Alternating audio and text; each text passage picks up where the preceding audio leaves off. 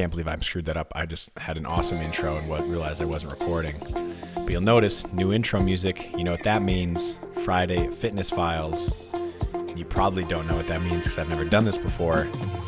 And now as I'm recording this, I'm realizing that I should have recorded this Thursday night, so it came out early Friday morning, so it could really be Friday Fitness Files, because now it's going to be, or feel like Saturday Fitness Files, which doesn't have the same ring to it.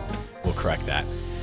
And this has been something I've wanted to do for a little while, maybe bring a little bit more oomph, a little more intention to some of the days of the podcast, give them a little bit more direction, keep the variety, get some expectation. So something I've talked about in earlier podcasts is just wanting to kind of more specifically share out, and even for me to reflect on, think, refine, improve what I've learned in the time that I've spent in the CrossFit fitness space, coaching, competing, running gyms, learning, just doing it for however many years that I've been doing CrossFit and delving here and there into fitness.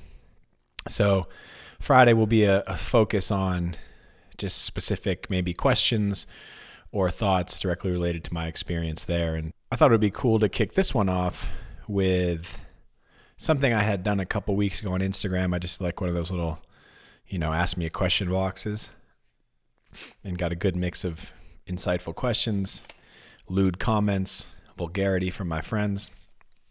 But I figured I would just start this off by just taking two of the questions I got from there and sharing my thoughts with them here, and seeing how that goes. And maybe I'll continue to ask for questions on the gram, or just I kind of have a list of some things I've thought about with fitness. So I'll share those here. But two questions I got last week I didn't have a chance to answer on the gram, and I wanted to get to. One of them was tips to simplify or stop overthinking fitness. And I think it's a really good question. There's a lot of ways this could go. This could have like a really trite answer. I've talked about this a little bit before. I think my first step, and this is probably one of those, like, it's really good advice, but at the same time it's maddeningly unhelpful, is I think if you're definitely either new to fitness or you've been doing it for a long time and kind of feeling yourself maybe burn out from the habit, or hitting that paralysis by analysis piece, I'll kind of separate that into two groups. So first thing is, I think if you're brand new, is you kind of want to boil it down to like brushing your teeth, the brushing your teeth habit. And I really like this approach. There's a lot of approaches out there. I like this approach because I think if I was to think about, like, what do I need to do to brush my teeth every day? It would boil it down to these really, really simple steps. And some people, and depending on what your knee-jerk reaction to that suggestion is, will also kind of tell me where your need is in terms of finding a way to create the habit. So for example, someone might say, well, brushing your teeth is very different from fitness because brushing your teeth really doesn't take that much time. Okay, perfect. So what I'm going to say to you is, great, you're concerned about the time commitment to fitness. What is the least amount of time, what is the least and most amount of time you're willing to commit to doing some fitness? And somebody might say X amount of minutes. Awesome. When you wake up, brush your teeth, you're going to do 3 rounds, 10 sit-ups, 10 squats to a chair, or 10 air squats, 10 push-ups. If you need to do assisted push-ups, put your hands on the bathroom counter. 3 rounds of that. Probably, depending on who you are, might take you 45 seconds, might take you 5 minutes. But the point is, I think when you look at what your resistance is to the problem, in there usually lies in like an answer, right? So I'm happy to meet in the middle on that one. Someone also might say something like, well, brushing your teeth is really simple. You just need a toothbrush and toothpaste and running water. Hell, you could just use your finger. And again, I think the fact that someone might say that is immediately, I'm going to pick up on the fact, like, okay, they're worried about the complexity of it. And I think this is shared between this person who's asking the question, I think has been involved doing CrossFit for a long time. So they might find more value in where I'm going next with this. But anyway, someone says, oh, well, brushing your teeth is so simple. Okay, what are the movements you're most familiar with in fitness? And maybe they say, I don't know. And then you could show them a couple to make it really simple and then give them a plan to execute this. But again, and maybe it's like it's less variance than the typical CrossFit routine, right? Just so it's less terminology, less blah, blah, blah. they could have like this just really straightforward approach. So that's another thing I would do. I would be less worried about, adhering to like the exact, the application is gonna be a little bit different than like the exact color of the thing. And that's okay, because we're just trying to build the habit. And once we have the habit pretty consistent, usually people come to me and they say, okay, well, that was fun, but what do I do next? And then we can just kind of keep them rolling and adding things on there. So I think a little bit of direction goes a long way. Just give yourself direction rather than worrying about, in this case, the destination. Like, what's just the next step I need to take forward? Another thing that can be really useful to not overthinking it, I think, is just have a place where you're most likely to do it and keep inserting the fitness into that place in your day. Cassandra and I talk about this a ton. I've gotten much better as I've gotten older and done more fitness of like, if I just haven't done it early in the morning and my day has been terrible and I get to the end of the day and I'm like, oh, now I'm not going to work out. I'm much better about just going outside and working out. Now, what's made me better at that is I worry less about, because it feels inconvenient, I worry less about the perfect thing. I just go do something. I have like a list of kind of go-to workouts that I'm like, worst case scenario, I'm going to go do these. One of them is an AMRAP of 5 to 10 minutes of burpees. And I see people probably rolling their eyes there, and that's okay. But it doesn't take a lot to do it. I can move fast. I can move slow. I could get a lot of burpees. I can get a little bit of burpees. Either way, I've done something. Another one of my favorite workouts is just picking some sort of calorie number, typically 100 to 150 is really nice, and accumulating that many calories on any machine available to me. So those are just like some really straightforward ones I like. Nothing fancy about them, but the point in that case where it feels very complex is to oversimplify it and prevent the overthinking. So those are some steps I'd take if you're kind of new to the journey. How do I turn this into a habit that is as straightforward, is as accessible, in some cases is as time friendly as brushing your teeth. And I think if you start to feel good about this, build the habit, the question of, because people always worry about, well, you can't make it too easy. It's fitness. It's supposed to be hard. Well, if you don't have a habit, it's going to feel hard for that person. It might not feel hard for me because I've been doing it for 15 years, but building new habits is maybe not hard, but what do they say? Simple but not easy. Okay. Next one I think is, I do think this one actually comes from a place of, tips to simplify or stop overthinking fitness. This comes from someone who I think has probably been doing this for a long time, and especially with CrossFit, and I would say, a lot of different endeavors. CrossFit, there's a lot you can get better at. And that's not to say something like powerlifting. There isn't tons you can get better at. There are so many ins and outs of 3 lifts that you compete in that I'll never master in my lifetime. I'm so far away from it.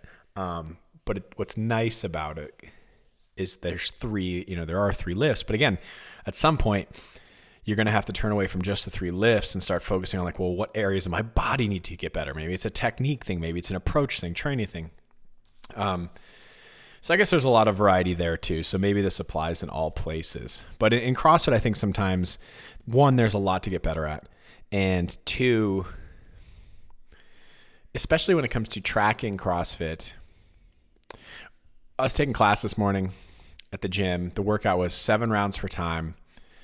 7 rounds for time, 10, what was first? 10 hand release push-ups, 10 toes to bar, 10 box jump overs. And earlier in the week, Cassandra had tested this workout out for the gym.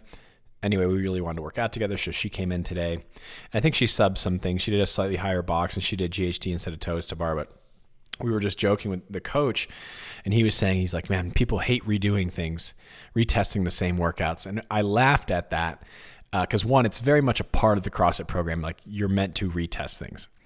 But also what I think is funny is most of us came from a fitness background, if we were involved in one before CrossFit, where we did the same thing 3 to 4 times a week. And we were like, couldn't be happier about it. When we came into CrossFit, it was like, oh my God, what do you mean you do deadlift and run on Monday, and then Tuesday you do something totally different, and then next Monday you don't deadlift and run? It fried our brains, even though the concept was really simple. And that made me laugh.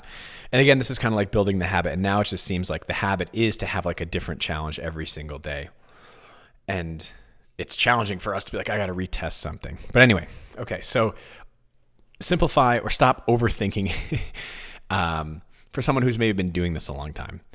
I think one of the first steps that has always really helped me, if you find yourself back in this place, is return to the things you love the most. Start doing more of those. And recently, my training buddy and I, in Brittany, who's the coach at CrossFit Mafia, joked at us. She goes, we were doing power cleans and toes to bar, and she walks in, she goes, I feel like you guys do power cleans and toes to bar all the time. And I was like, you're damn right.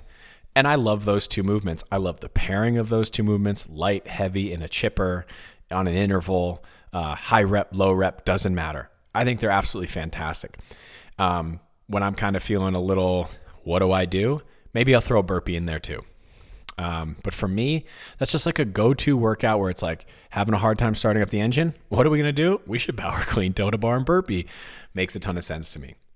So I think if you're getting stuck on that point for a little while, return to the things you like doing the most. And you know what? If you've been doing this for 10 or 15 years or a long time, I just don't have that fear of like, well, you're just going to do only those things and you're not going to get good at anything else. I just don't see that happen very often. I think at some point, if you can continue the habit and just stay at it and enjoy it, that draws you back into the hard shit because that's why you started this in the first place. The next thing that really helped me is I started making very, very narrow goals. So for example, I've been doing CrossFit for a long time. You don't hit as many, especially with how my frequency of training has changed from competing to not competing. I don't see as many PRs anymore. And I definitely have days in where I do workouts and I'm in the middle of a workout and I'm like, I'm doing like singles on a barbell weight or something. I think to myself, wow, I used to be able to do this for 5. Like that just seems like another multiverse, different planet at least. So I know there are some things that it would be like extremely difficult for me to hit a PR, but I had a list of PRs of what they call the classic CrossFit benchmark workouts. That's actually another Friday Fitness Files idea I have, which came from one of these questions. But anyway, I have a list of these benchmark workouts, and there are a couple on there that I never paid that much attention to while I was competing. And so I looked at a couple and I was like, hey, I want to set some lifetime PRs in these things. And I did. I set a lifetime PR in Cindy, which was AMRAP 20, 5 pull-ups, 10 push-ups, 15 air squats. I set a lifetime PR in Diane, which is a combo of handstand push-ups and deadlifts. And so it's been really fun to have like super narrow goals. Have a bench press goal right now, like never took that seriously. Endurance has been a space for me in my competing time, which I never paid enough attention to. I've had some endurance goals that I've focused on and crushed those. So as I've gotten older and done this longer, like I've been okay with the seesaw of, hey, I'm going to really narrowly focus on this single thing for a little while, hit a PR there, and then maybe go back to something else. Because that can happen when you get too myopic on a goal when CrossFit. If you bias toward a thing, you might see some other areas change, and that's okay. But that's been one that's like helped me in an enormous way. So the last thing I would say with this is find somebody that you enjoy training with, or whose programming you enjoy. Like I really like programming for myself. I have a lot of friends who do not. So I always like tweaking programming that I'm doing elsewhere or writing my own. I don't feel like I ever overcomplicate that. But that's kind of where I'm at with those things. I think if your question asker about simplifying or overthinking is more about what could also matter is just like assessing your goals as a whole. And back to the point of like becoming really narrow on goal, it could be even something like, I just want to become really excellent at a movement. Again, notice when I stepped away from competing, I didn't overhead squat anymore. I like squatting. Squatting is one of those things where every single time I do it and I do it well, I walk away and say, wow, there are some movements I can't say this about, but I always feel better after I squat. Light, heavy, high rep, low rep, does not matter. If I squat well, holy crap, I feel better. But sometimes becoming really focused on a singular movement, strict bar muscle up has eluded me for a long time. So that's just I'm going to keep chipping away at this thing till I get it. Having those really narrow focuses, I think, can really re-energize your fitness, especially after you've been doing this for a long time, especially if you're someone who used to compete, stepped away from competing. having really narrow fitness goals can be really fun. So those are definitely some things that have helped me. If you have the possibility, take class at an affiliate you like going to.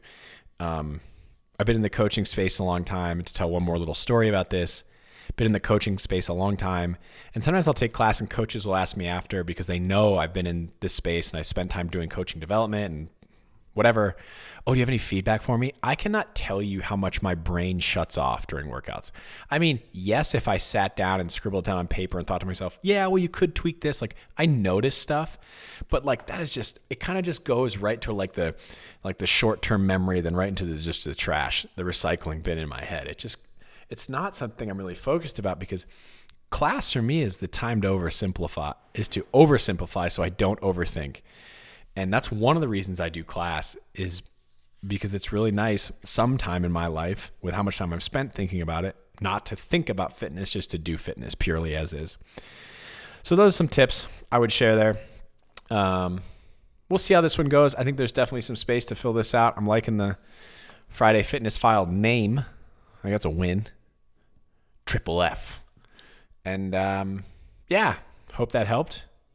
More tomorrow. And if you're really struggling, just right now, go do 7 rounds, 10 hand release push-ups. Adjust the hand release push-ups. Put your hands on a counter, on a box, on a bench so you can touch your chest to the floor of the object you're pushing up to. And then go right to 10 box jump overs. If you can't jump over a box, step over a box. Doesn't matter the height. Could be a curb. Could be your steps in front of your house. Step up and off of them 10 times. And then 10 toes to bar or 10 sit-ups. If 7 rounds doesn't feel like enough, do 11 rounds because everyone else does 10. Rock on. Appreciate you guys.